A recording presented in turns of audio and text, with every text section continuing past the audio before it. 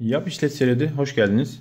Arkadaşlar bu videomda doğalgaz tasarrufu için denenmiş tüm başarılı yöntemleri bir araya getirdim ve tek videoda hepsini sizinle madde madde paylaşacağım. Kaleminizi, kağıdınızı hazırlayın ve işinize yarayacak olanları not almanızı öneririm.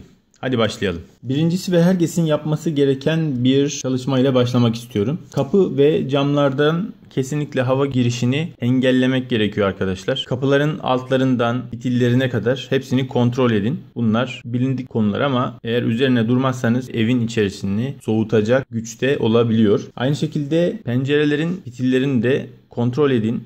Elinizi hafiften ıslatarak oraya doğru yaklaştırdığınızda eğer eliniz üşüyorsa içeriye hava giriyor anlamındadır. Onu kontrol ederek en azından birinci ve en önemli adımlardan birini tamamlamış olun. İkinci olarak evde doğalgaz kullanıyorsanız kesinlikle ve kesinlikle izocamda kullanmanız gerekiyor.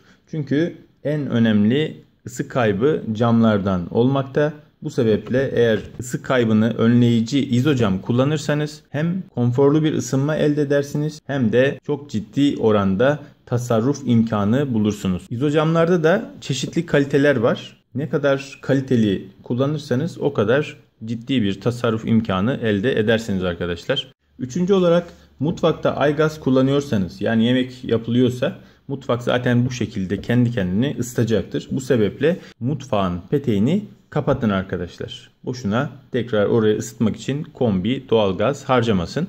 Ayrıca kombiye en yakın petek genelde mutfaktaki oluyor. O yüzden eğer orayı kapatırsanız bir sonraki odalara daha fazla sıcak su aktarılabilir. Bu da gözünüzden kaçmasın. Dördüncü olarak kullanmadığınız bir odanız varsa, haftada bir veya daha az kullanılıyorsa o peteği kapatabilirsiniz arkadaşlar. Ama nasıl kapatacaksınız? Odanızı tamamen izole etmeniz lazım. Yani oradaki soğuk hava kullandığınız odalara geçmemesi için kapısının deliklerini, altlarını vesaire güzelce izole etmeniz gerekiyor. Ya da nadiren kullanılan yani günde belki bir kere girdiğiniz ya da 2 günde bir girdiğiniz bir odanız varsa o odanın peteğini kısmanız size daha büyük bir avantaj sağlayacaktır. Çünkü soğuk olan, peteği kapalı olan odanızın kapısını bir kere açıp kapattığınızda yelpaze etkisi yapacağı için evinizi ekstra soğutacak ve bu da doğalgaz sarfiyatının artmasına neden olacaktır.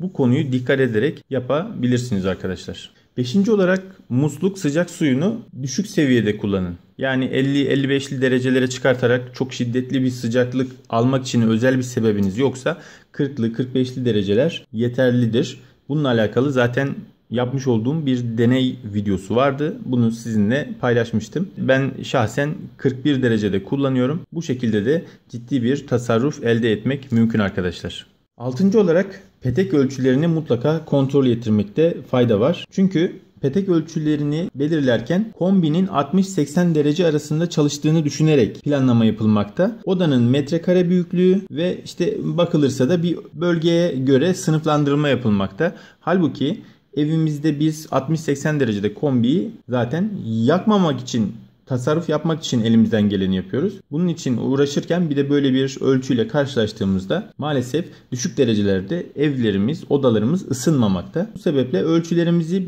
bir tık üstünde yani mesela bir odada 1 metre kullanılırsa bir yarım metre daha uzatmakta fayda var arkadaşlar. Böylelikle hem konforlu ısınma meydana gelecek ve tasarruf imkanı da artacaktır. 7. olarak petek önü ve üstü kesinlikle açık olmalı. Siz kaç derecede yakarsanız yakın. İşte ben 80 derecede yakıyorum deyin ama önüne çekyatı yerleştirin. Koltuğu yerleştirin. Perdeyle önünü kapatın. Evinizin ısınması hem geç olacak hem de tasarruf imkanınız da ortadan kalkacaktır. Bu sebeple bu madde de çok önemli. 8. olarak petek üstüne ısı yönlendirici kullanabilirsiniz. Böylelikle sıcaklık perdelere doğru sıkışmayacak, içeriye doğru hareket edecektir. Ben kullanmadım. Kullanan arkadaşlarımı, komşularım var. Faydalı olduğunu gördüm. Müsait bir zamanda ben de alacağım ve bunu da bir incelemesini yapabilirim arkadaşlar. 9. olarak özellikle izolasyon olmayan evler için daha önem taşımakta. Petek arkasına folyo karton kullanabilirsiniz.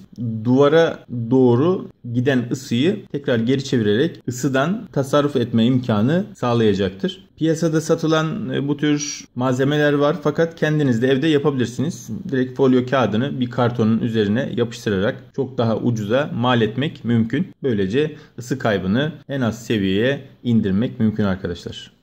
Gördüğünüz gibi genel anlamda kolaylıkla yapabileceğiniz tasarruf yöntemlerini sizin için bir araya getirmeye çalıştım. Devam edelim. 10. olarak gece camlar kalın perdelerle kapatılmalı. Çünkü gece sıcaklık en düşük zamanlarını yaşamakta. Gün içerisindeki en düşük zamanları yaşamakta. Bu da evi daha da ciddi soğumasına sebep olacaktır. Bu sebeple camları kalın perdelerle kapatmak, panjurlarla kapatmak fayda sağlayacaktır. Gündüz de tam tersine camları tül perde gibi ışığı geçiren perdelerle kapatmak, güneş ve gün ışığını evin içerisine girmesini sağlamakta hem konfor hem de tasarruf sağlayacaktır. 11. olarak özellikle kışın halı kullanımı ciddi bir tasarruf kaynağı olarak görülebilir. Halılar ısıyı depolayan ve zeminden ısının kaçmasını engelleyen bir özelliğe sahiptir. Bu sebeple halı kullanımı tasarrufumuzu artıracaktır. 12. olarak sağlıklı bir yaşam için evin havalandırılması da gerekmektedir. Fakat bu havalandırma süresi 10-15 dakikayı geçmemelidir arkadaşlar. Ve özellikle gün içerisinde nispeten özellikle şehir merkezlerinde en temiz hava sabahları olduğu için sabah 10 dakikalık bir havalandırma yeterli olacaktır. Daha fazlası evin ısı kaybına sebep olması, bunun sonucunda da doğalgaz tasarrufunu engelleyecektir. 13. olarak belki de en önemli tasarruf ve konfor yöntemi konutların mantolaması, yani dış ya da iç yalıtımının olması. Evdeki ısı içeride kaldığı sürece kombi çalışmayacak ve doğalgaz tasarrufu olacaktır. Sadece şu yöntem %50 tasarruf sağlar arkadaşlar. %50 tasarruf sağlar. Bununla alakalı daha önceki videolarımdan fatura incelemeleri de yaptım. Burada zaten sonuçları görmek mümkün.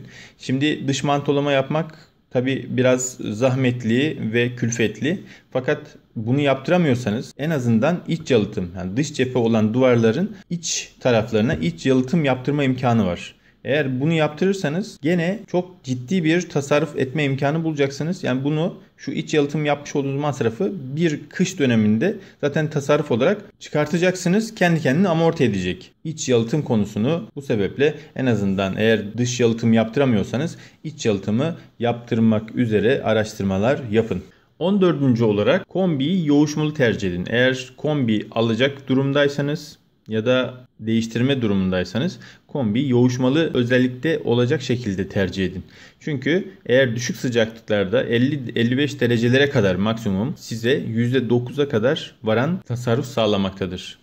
15. olarak oda termostatı kullanın. Kablolu ya da kablosuz fark etmez. Oda termostatı kullanmak çok ciddi tasarruf sağlayacaktır. Ben kendi evimde %30 civarında tasarruf etme imkanı buldum. Bununla alakalı videolarımı seyredebilirsiniz. Ama burada çok önemli bir nokta var. İzolasyon yoksa evde oda termostatı kullanmak tasarruf yaptırmaz. Sadece konfor sağlar. Özellikle oda termostatı kış döneminde %20 civarında tasarruf sağlarken bahar döneminde %50'ye varan, hatta daha da fazlası olacak şekilde tasarruf imkanı sağlayacaktır. Ayrıca ekstra bir konfor aracı olarak değerlendirebilirsiniz. 16. olarak oda termostatı kullanılan evlerde de kombi ayarları önem arz etmektedir.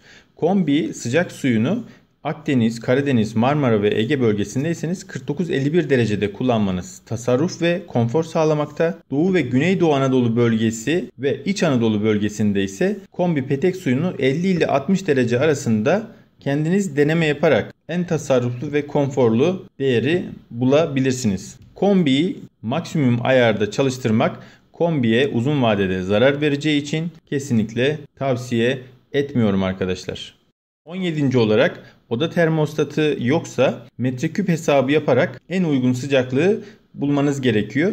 Bunu da 24 saatlik doğalgaz sayacı üzerinden fotoğrafını çekeceksiniz ya da notunu alacaksınız. 24 saat sonrasındaki kaç metreküp sarfiyat yaktığınızı kıyaslayacaksınız. Buradaki deneme sıcaklığı da 50, 55, 60 şeklinde olmalıdır arkadaşlar. 18. olarak ise termostatik vana kullanılabilir. Bu da evin içerisindeki sıcaklığı kontrol etmeyi sağlar. Daha kolay ısınan bir odayı tekrar ısıtmak için sıcak su harcamanıza gerek kalmaz. Özellikle izolasyon olmayan evlerde termostatik vana daha da fayda sağlayacaktır. 19. ve deneyerek test ettiğim reglaj ayarı kombi peteklerinin ayarı da evinizde dengeli bir sıcaklığı elde etmenizi sağlayacak. Bunun sonucunda da çok fazla ısınan bir odanız varsa orayı tekrar ısıtmak için sıcak suyu harcamanıza gerek kalmadan geç ısınan odaya takviye yapmanıza yardımcı olacaktır. 20. ve derlediğim son madde ise oda termostatının kullanım şekli arkadaşlar. Bu da çok ciddi tasarruf yapmanıza yardımcı olacaktır. Bununla alakalı birçok videom var ama burada da hemen özet geçmek istiyorum. Oda termostatı ayarlarını manuel olarak da yapabilirsiniz. Programlanabilir özellikle olanlar da programlayabilir arkadaşlar. Aktif olarak evde olduğunuz vakitte 21-23 derece arasında kullanabilirsiniz. Tabi bu sıcaklık yine size kalmış. Kendiniz ayarlayabilirsiniz hangi derece olsun istiyorsanız. Evde yokken 2 derece düşürerek aktif olarak kombi çalışsın arkadaşlar. Zaten 2 derece düştüğü zaman çok daha az çalışacaktır. Ama evinizde 1 dereceden sonra da artık aşağıya düşmeyecek şekilde sabit kalacaktır. Ama burada bir ayrıntı var. 12 saate kadar bu şekilde kullanın. Ama 12 saatten fazla yani gün aşırı olacak şekilde evde olmayacaksanız kombiyi kapatabilirsiniz arkadaşlar. Gece yatarken de saat 10'dan sonra gece 22'den sonra 1 derece düşürerek kullanın. Bu da size ciddi bir tasarruf imkanı sağlayacaktır. Buradaki yazdıklarım çoğusunu ben bizzat denedim ve bunun sonuçlarını sizinle zaten video olarak paylaştım. Hem denemelerimi paylaştım hem de sonuçlarını paylaştım. Benim aklıma gelen ciddi anlamda işe yaradığını düşündüğüm tasarruf yöntemleri ve teknikleri bunlardan ibaret. Umarım faydalı bir video olmuştur. Yine gözümden kaçan, aklıma gelmeyen tasarruf yöntemleri var ise siz de bu videonun altından yorumlardan yazarak katkıda bulunabilirsiniz. Sormak istediğiniz sorular varsa gene ben elimden geldiğince cevap vermeye çalışacağım. Videoyu izlediğiniz için teşekkür ederim. Yeni videolarda görüşmek üzere. Esen kalın.